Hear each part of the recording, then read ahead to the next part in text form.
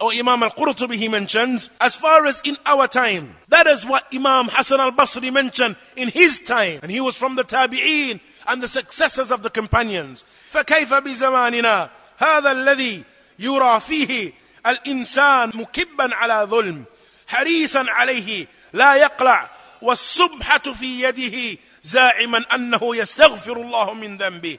He said, and what about in our time, when an individual remains constant upon sin, constant upon dhulm, and he is ardent upon it, not removing himself from it, and the subha is in his hand, and he claims that he's making istighfar. Astaghfirullah, astaghfirullah, with the subha in his hand. He said, how then is the case of such an individual? ذَلِكَ إِسْتِهْزَاءٌ مِّنْهُ وَاسْتِخْفَافٌ. That is without doubt istihza wa istighfaf. It is that a person mocking in essence and ridiculing the religion